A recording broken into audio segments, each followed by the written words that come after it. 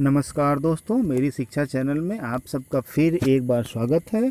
आप सबकी सुविधा के लिए हम लेकर के आए हुए हैं एक नया वीडियो।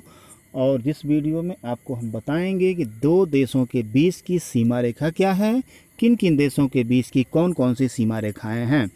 एक्चुअल मुझे बहुत खुशी हो रही है यह जानकर, यह देख करके कि आप सबका प्यार मुझे मिल रहा है। मेरे द्वारा दी गई वीडियो जानकारी आप लोगों को बहुत पसंद आ रही है, आप लोगों का नॉलेज प्लस हो रहा है। इस चीज़ की मुझे बेहद खुशी हो रही है। आप सबका सब्सक्रिप्शन भी मिल रहा है, लाइक मुझे मिल रहा है, वीडियो पसंद कर रहे हैं, बहुत ही खुशी की बात है दोस्तों। तो आइए बिना लेट किए हुए देखते हैं कि दो देशों के बीच की जो रेखाएं हैं, सीमा रेखाएं हैं, उन सीमा रेखाओं को हम कैसे जानते हैं कि एक्चुअल में सीमा रेखाएं क्या होती हैं। तो दोस्तों, दो देशों के बीच की जो सीमा रेखाएं होती हैं, वह सीमा रेखाएं आधिकारिकता और संप्रभुता के अधिकतम विस्तार को दिखाने वाली सीमा रेखाएं होती हैं। उन्हीं को हम सीमा रेखाएं कहते हैं। अर्थात इन सीमा रेखाओं का निर्धारण भौगोलिक इकाइयों जैसे उस देश की नदियां, पर्वत, झील, दलदल आदि, देशांतर रेखा, अक्षांश रेखा आदि के साथ साथ माना जाता है। यह किसी भी देश की सीमा को निर्धारित करती है। तो दोस्तों, ओवरऑल हम ये समझें कि दो देशों के बीच जो विभाजन रेखा होती है वह सीमा रेखा कहलाती है, और सभी देश उस सीमा रेखा से एक दूसरे से अलग होते हैं। तो दोस्तों, किन देशों की कौन सी सीमा रेखाएं हैं, इसकी जानकारी के लिए हमने एक ट्रिक बना रखा हुआ है और आप लोगों के सामने अब हम प्रस्तुत करते हैं अपना बनाया हुआ ट्रिक। दोस्तों, जैसा कि आप देख रहे हैं कि सबसे पहले आपको दिखा है एक ट्रिक, ओकर पोज रेड भाप। ओकर पोज रेड भाप एक इंटरेस्टिंग ट्रिक मैंने बना दिया है, जिससे आपको सीमा रेखा समझने में आसानी मिलेगी, याद हो जाएगा दोस्तों, ओकर पोज रेड भाप। तो आइए अब हम इस ट्रिक की व्याख्या करते हैं दोस्तों। ओकर पोज रेड भाप का मतलब हुआ दोस्तों, ओडरनास एक सीमा रेखा होती है। ओडरनास को मैंने ओकर कर दिया है, थोड़ा सा रिलेट करने की चीज़ होगी ये। तो ओडरनास सीमा रेखा जो होती है, पो फॉर पोलैंड हो गया, और ज फॉर जर्मनी, अर्थात पोलैंड और जर्मनी के बीच की जो सीमा रेखा होती है उसको हम ओडरनास कहते हैं। तो इस तरह से ओकर पोज, ओडर पोज आप पढ़ सकते हैं, ओकर पोज, ओडरनास, पोलैंड, जर्मनी, ओकर पोज। तो ये सीमा रेखा हो गई पोलैंड और जर्मनी के बीच की सीमा रेखा, जिसको कि हम ओडरनास कहते हैं। उसके बाद दोस्तों अगला है रेड भाप। आपको पता है कि भारत और पाकिस्तान के बीच की जो सीमा रेखा है दोस्तों, वह है रेड क्लिफ। तो रेड मतलब हुआ दोस्तों रेड क्लिफ, और भाप मतलब भारत, और प मतलब पाकिस्तान। अब रेड क्लिफ सीमा रेखा ये है क्या, इसका निर्धारण कब, क्यों, कैसे किया गया, आइए थोड़ी सी इसकी जानकारी हम ले लेते हैं। तो दोस्तों, रेड क्लिफ जो सीमा रेखा है वह 17 अगस्त 1947 को भारत विभाजन के बाद भारत और पाकिस्तान के बीच सीमा बन गई, सर सिरिल रेड क्लिफ की अध्यक्षता में।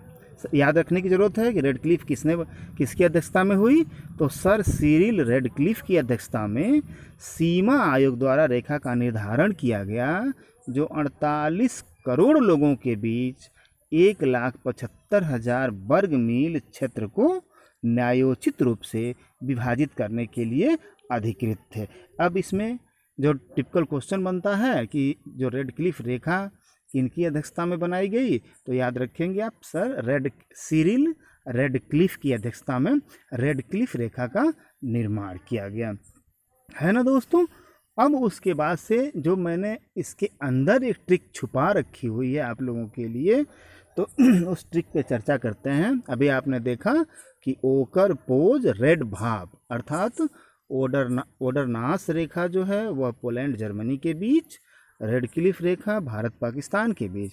और दूसरा ट्रिक आइए देखिए आपके सामने है कि मैं चिंडिया सीजफा।